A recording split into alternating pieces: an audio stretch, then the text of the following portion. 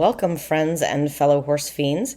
You've landed on Come Ride With Me, a podcast dedicated to helping you find harmony, joy, and success in your riding. I'm your host, Anna Fox of Equus Enlightened. This pod isn't about training your horse, but about training you to be the best partner for your horse. Listen to find out how I use my intention to direct my ride. You'll hear how I decide what to focus on, what to say yes to, and when to redirect my horse. You'll see how not getting frustrated or overwhelmed is the easiest path to sanity and harmony. So, what are you waiting for? Come ride with me. Hello, friends and fellow horse fiends. Anna Fox from Equus Enlightened here, and you have landed on another episode of Come Ride With Me. This week, I had a really good ride earlier in the week, and I wished that I had videoed this ride because it really put in to play one of my favorite concepts now to use all the time when I'm riding. And so if you saw my social media post on allowing the greatness, that was what sort of inspired that post. But we've had kind of a crazy couple weeks in the household, and so there's a lot of running around. And of course, I did not video on that particular day. And then I had some other topics that I was thinking about doing. But as I got to thinking about that post and that ride, and I started thinking about how did I get to this point? Because there would have been a time when I would have just kept riding that horse, for another 20 minutes or whatever, and maybe even asked for more and gone on and probably just screwed up the entire thing. And I was thinking to myself, how did you get to this point? And I don't think that you've told this story on the podcast. So I thought that maybe that is what I would do today, is kind of tell you the story of how I got to this point in my horsemanship journey. So I hope you enjoy it. As always, feel free to reach out to me.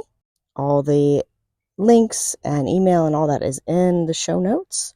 And you can also come check out the Patreon community. I would love to hear from you for topic ideas. Even if it's just things that you want to talk about, you don't necessarily want to see written. I am also thinking of having some guests on to talk about things that I really like to talk about and that we don't talk about enough, I think, in the horse industry. Wow, you guys, I can't believe it is episode 22 already. And in thinking about guests that I wanted to have on in the future, I was thinking about one of the toughest things, I think, in the horse business, and probably in any form of business out there, is that feeling of imposter syndrome. Putting yourself out there to the world as a trainer or coach is scary, right? Because you never know what kind of feedback that you're going to get. And also, someone has always done it differently. They've done more. They've had a more exciting life than you've had. We always want to compare ourselves to other people and how much more other people have done compared to us. And so why would anyone want to listen to what I have to say? And I'm still not sure if more than a few of you will want to listen, but that really isn't the point. I feel like I've learned a lot in my 40 years with horses that I can share. And I also love to keep learning. The science of horses, animals in general, is evolving so quickly right now. And especially their behaviors and their brain patterns. Most of us mammals are really quite similar. Even if our brains aren't laid out the same, they're finding that we really just have a lot of similarities. I could go on for hours about this, right? And that's why I started this podcast, because I could talk to you for hours about horses. Probably as anyone who's ever been trapped in a vehicle with me knows, my parents will tell you that It's been the thing since I was 8 years old. And that's when I started riding, when I was 8. Nobody else in my family rode. We just happened to go on a group trail ride, and I kind of took to horses, I would imagine, like Michael Phelps took to the water. Like, it was just what I wanted to do. My parents got me into riding lessons, and my first instructor that I had for several years didn't have this big string of school horses or ponies. So I was tiny when I was 8. I'm only 4'11" now. So I was a small kid, and I rode sort of a small horse and then like a regular sized horse that she had. And I remember when I first started taking lessons, I went to a regular sort of riding lesson barn, and they had some ponies and stuff there, and always the naughty ponies. But I remember having a lot of fun, and then my trainer moved to another place and just having her horses to take with her. And so then my parents sort of saw this light that they weren't going to get out of my addiction. So they bought a farm, or actually, sorry, they did not buy the farm. We actually leased a farm. And we had 15 stalls, so we had boarders. My trainer came there, and we sort of went on like that. And I rode hunters at the time, so we got into the show hunter world, and I did that up until I graduated from high school. I did a lot of showing. I transitioned to a different coach. I think I was probably around 13 or something like that, and transitioned to another coach who I rode a lot of ponies for and a lot of off-the-track thoroughbreds, because I was jockey-sized, pony-sized, and that was sort of my niche there in the barn. And then as I got older, I branched out and rode horses for people too, and I kind of helped him a lot in keeping the daily barn horses going.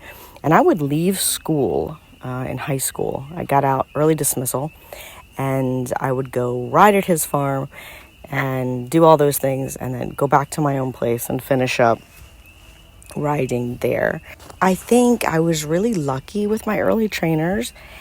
They really encouraged me to always be open to riding the horse that you have, and also to constantly adding tools to your toolbox. My first trainer was I was lucky because she was very detail oriented, and so I learned about attention to detail and grooming and all those really important things that make a big difference in the horse show world. Because my second coach was not as good about all those things, but he was a very successful rider himself. And so it was often my responsibilities, because my parents didn't have a lot of money to just afford for me to go, off to horse shows and be pampered, that I would go to horse shows and I would work. And so it was often my responsibility to keep up with the details, keep the tack clean, keep his coat off the tack room floor, things like that. I kind of had this life of almost being like a junior professional, helping him, getting to ride just a lot of horses, and a lot of nice horses too. I was very lucky, but I did work really hard. When I went to college, though, I studied sports medicine and athletic training, and I actually did that my last 2 years of high school too. So a couple of days a week, I would get out early and go ride at my trainer's barn, and then go back to my high school and do the afternoon sports practices there. So I kind of juggled 3 things there, going to high school. And my parents were very into you needed to have like a real job. I was like, okay, I'm going to go to school and study this athletic training thing because it seems like that is something that I enjoy and classes that I like to take, things I like to learn about. So off I went. I did not take my horse the first year, and that was terrible. So the next year, I brought my horse up, and I actually boarded with a dressage rider and judge. And what was interesting about that was that probably from the time that I was 11, 12, somewhere in there, I had a dressage trainer. And he was mostly there to help me with my equitation. And so I would go, I don't even know how often he would come to the barn that was actually behind us, and I could ride my ponies through the woods and my horse and whatever, and go over there and have lessons with him. I really enjoyed them. Even though I was like, oh, who wants to do dressage? Because there's no jumping, and I want to go jumping. And at that time, I really wanted to be an Olympic show jumper. That was my grand dream, was to be an Olympic show jumper. But I did really enjoy these dressage lessons. And then I didn't have a dressage trainer for several years, but then actually a neighbor of ours had this lady start coming to her house. Funnily enough, it was a trainer who had been at the very first barn that I went to ride at. At that point, I was in high school, and I had a horse that I was having a few little problems with, and then I would also take horses that my trainer couldn't jive with or whatever, right? Like the things just weren't working out, and we would take them and resell them. And so I had a couple of interesting cases in that regard. And this dressage trainer was coming to my neighbors once a month. And so I would get in some lessons with her and had a really, really fantastic time learning from her. So it just so happened that I had seen an ad for this place to board where I was in college. And it was the dressage rider and judge. And she and her husband were so gracious to me. And she would take me. I learned how to scribe. That is actually where I learned how to scribe for dressage. And I haven't done it in a long time. But she would take me with her and to shows that she would judge. And I would scribe for her. So that was kind of my first introduction to dressage. And then after college, I actually moved to Germany for 2 years, and I was lucky enough to be able to take a horse with me. And then before I left there, I actually bought another horse and brought him home, and he ended up being my dressage horse. He's still with me at 28 years old, Big Gus, or his show name was Renoir. When I was in Germany, it was very interesting because I had this sort of notion of what German trainers would be like, and I don't know if anyone has ever heard of, let alone seen, the movie Horse Masters. It's an old movie. I saw it on VHS, but I'm sure it came out even before then. And there was sort of like this very militaristic guy, and that's kind of what I thought all of Germany was like in their riding. And there are those people over there, for sure. But, and we had one of those trainers at our barn, but we also had this guy who you'd think was like the total opposite. I remember kind of thinking he was like the hippie dressage guy, and just a very gentle, soft-spoken man. He had long hair, but he was very, very skilled, and he had trained with some of the amazing classical iconic trainers in Germany, and so he was just such a relief to ride with this calming presence, and not really knowing much about dressage, not knowing much about how to ride. He trained me, and he taught me so much. I was really grateful for that time, and what I learned over there was that every place has different systems. Everybody does it differently everywhere. And the only thing that I will say about the Germans and their system is that they are precise and their attention to detail is second to none. I mean, that's why they make the best cars, right? And some of the best equipment in the world, just because their engineering capabilities. It's just in the way that they think. They also have a system where they have riders on national and international teams, and there's sort of this whole team mentality. And of course, some of this is funded by the government, right? And we don't have that in the US.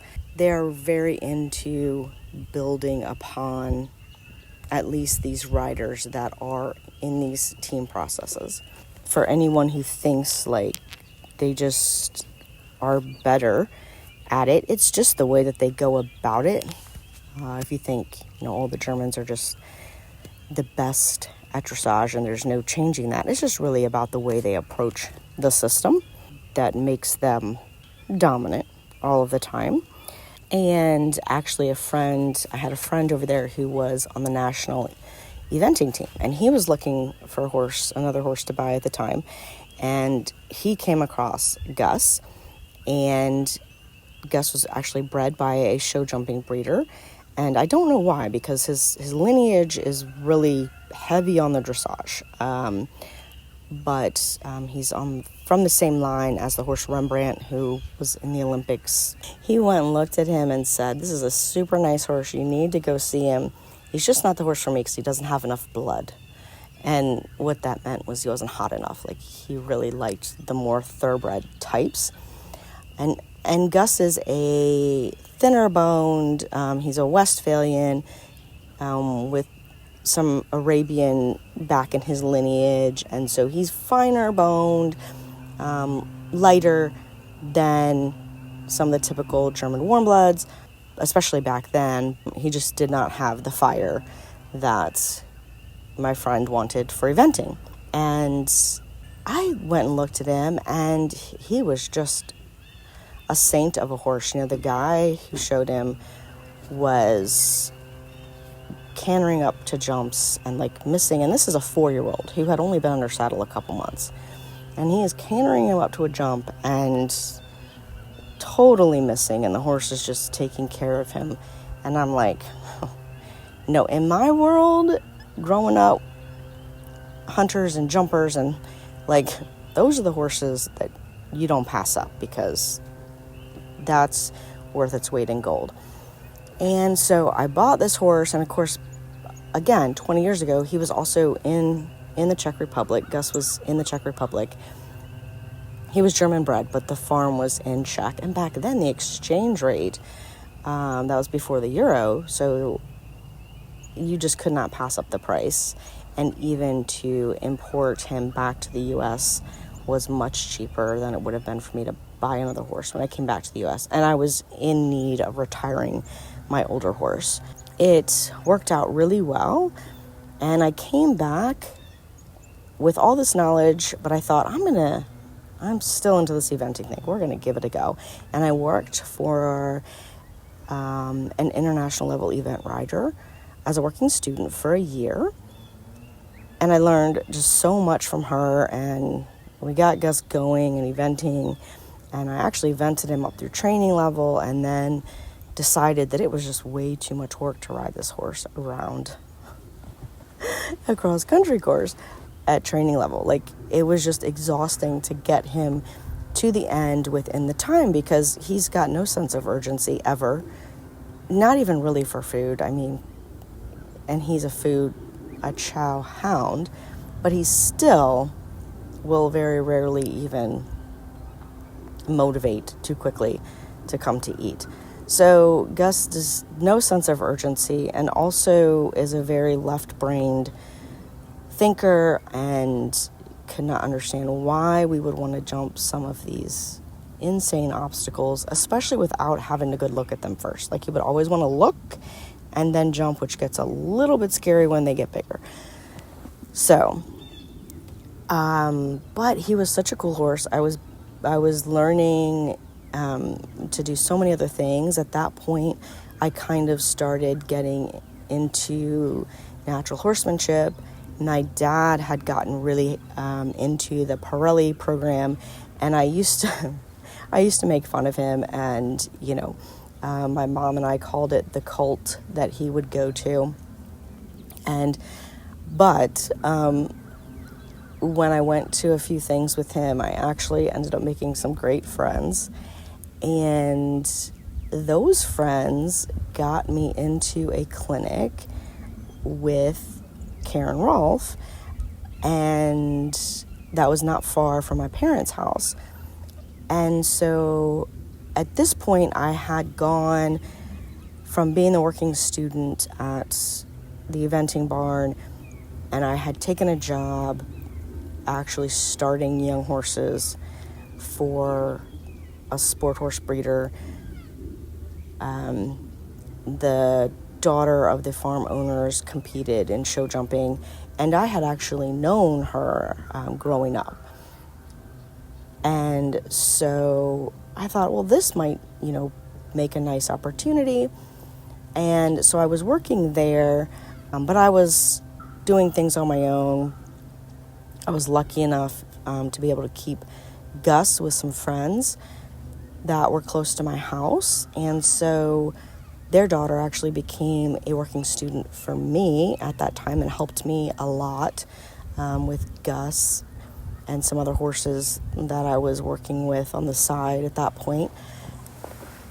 And so I got into this clinic with Karen Rolfe, and I didn't really know what to expect. I knew about Karen's history riding dressage for Ann Gribbons, and then knew that she had gone and trained with Pat Pirelli. And some of the Pirelli people are very set in their ways of how things should be done. And of course, I had always grown up with this notion of you should always be adding tools to your toolbox and, developing yourself as a rider and a horseman. And Gus was kind of, I felt, plateauing at kind of second level. Like we were stuck in that second, third level funk. And so I knew something needed to change, but I didn't know what it was. And I was inspired by Karen's story. And so I went, and I remember that someone asked her about Pirelli and like the different things, that she had learned growing up doing things differently. And I remember her saying that she looks at everything she learns with the horses as another thing to put in your toolbox, right? And that what you really want is to have a big toolbox. And that really resonated with me, obviously, and was kind of like, okay, I know that I can work with you, and you can and respect what you're saying, and all of those things. And so we had a great clinic, and then I ended up, I want to say maybe it was the next year, I had some of the same groups of ladies that my dad knew from the Pirelli clinics wanted to actually go down to Karen's farm for a week long. It was 6 days clinic. And I really wanted to go as well, but I was going to go myself because I'm, hyper independent like that. But one of the ladies said, hey, I'm going down. I'm just taking my horse. And there's several other people who are going to ride along. They're not taking horses. So, I've got space on the trailer. I just want to ride down with us. And I thought, I don't know these ladies. This might be awkward. But I decided, for the sake of saving money and and all those things that I would do it. And at that point in my personal life, I had actually gone back to the working a real job, and there was not nearly the opportunity at this breeding farm that I had hoped there would be, and so I left there, went back, got a real job, and so I was having a great time competing, training for some people on the side, and I was like, okay, let's do this. And we had a great time in Florida, and I came back I felt even more knowledge, and I followed Karen's programs, and I still do, but I also branched out, and by chance was thrown into a Pirelli clinic because my dad had gotten himself injured before he was supposed to go, and this clinician's rule was that if you filled your spot at a clinic, you kept your spot, and the next time she came, you had first dibs. If you did not, and she had to fill the spot, you lost it. And she's an amazing horsewoman, very popular clinician at the time in that group. And so my dad did not want to lose a spot. And I'm like, this lady is not going to want to have anything to do with me. Like, she is going to think, like, who is this dressage kid now just coming up in here, Well, of course, again, I was pleasantly surprised, and she also has that toolbox mentality and is an amazing horsewoman who has done lots of different things in her life with horses. And so we kind of hit it off. I learned so much from her as well, expanded my horsemanship to another level, right? I think meeting Karen, took me to another level, and then meeting Carol took me to another level, and then working with the two of them combined, I learned so much. And it was quite funny because I was training dressage at home with Major Jeremy Beal, who I loved, and he would tell me things, and I remember sometimes just thinking, I am just not getting it. I am just not understanding what's happening here. And then I would have a session or have a conversation with Karen or Carol, and something they would say would make me go, oh, that's what Jeremy's been talking about all these years. And then when Karen put out her book, the Dressage Naturally book, that was like, oh, this is all the stuff that I've been being told. I just, it just wasn't in a language that I could understand. So it's quite funny, all of the really good horse people I have noticed, the great horsemen, horsewomen, all have the same basic principles in mind, and it is respecting the horse, caring for the horse, learning to be the best passenger, partner, whatever, for the horse. So that was a really interesting connection for me to make with all of those kind of systems or ways of thinking coming together and really showing me that if you really just do the right things by the horse and the right things that feel good to you, if things don't feel good. If they don't feel good, then they're probably not right. And that's another thing that in our regular lives, outside of horses, that we a lot of times don't follow, right? We're not that great sometimes at following our intuition or doing the things that are right for ourselves. So when it comes to the horses, we're always questioning, is this the right thing? I need to have somebody tell me this is the right thing. And a lot of times, if we just trusted our feeling, we would get there. At this point, I was really deep into discovering how to have the best partnership with Gus and to be successful at this dressage thing. Those three trainers helped me immensely with that journey. And I've always been a horse nerd, so I was reading and watching everything and hearing that there's new, science about, neuroscience of horses and things like that coming out. And so I am eating this stuff up. And then I also acquired a mare she was off the track, but she'd had some life after that before I got her. And she was very interesting and had all kinds of issues, people would say. Like, people in the barn were afraid of her. So that expanded my knowledge to another level, because now what I needed to know, I had known since I was young that horses need socialization, and that's the best thing for them, and moving is the best thing for them. And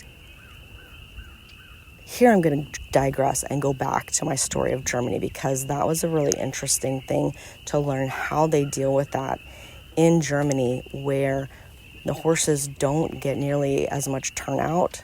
They are very strict the Germans are very strict on when the horses can go out on the grass. They don't go out in the winter.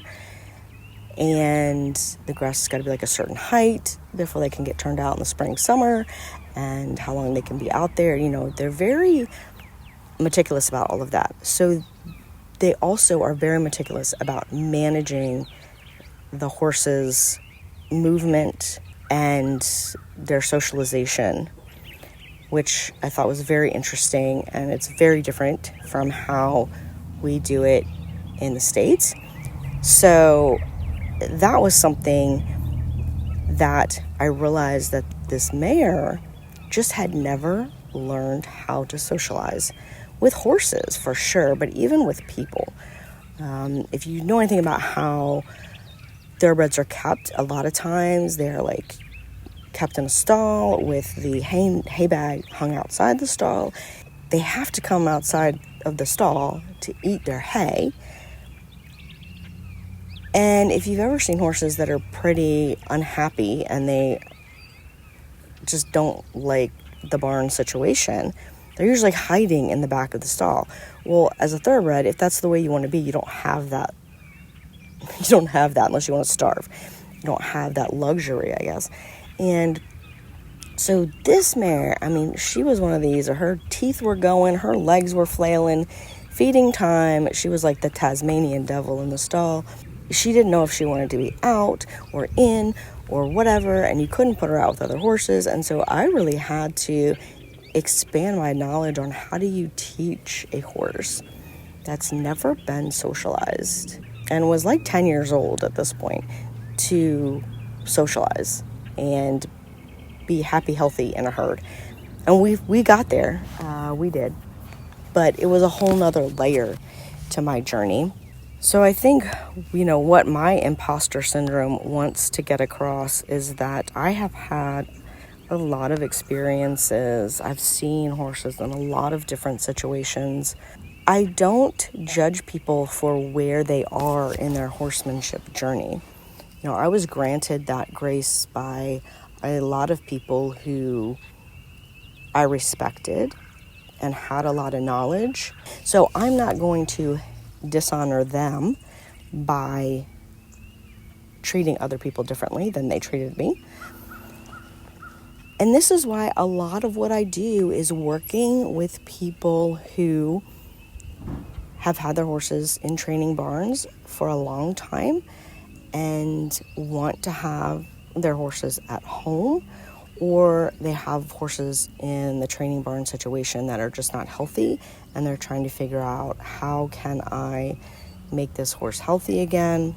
And I also want people to know that we make riding and being with our horses way more difficult than it should be. Horses are actually pretty easy if they're in the right situation.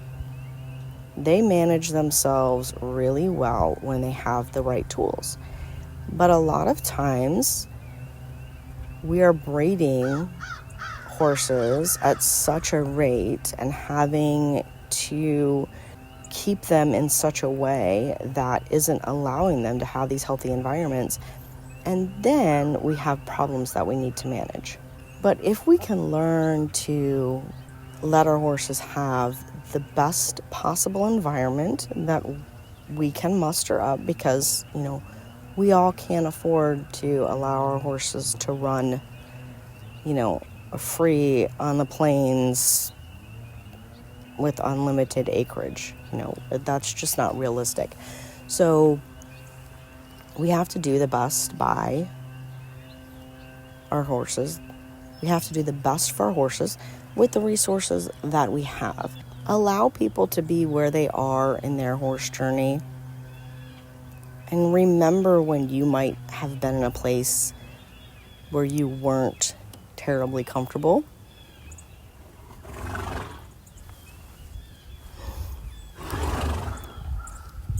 I don't know if you guys can hear that, but Gus is speaking right now.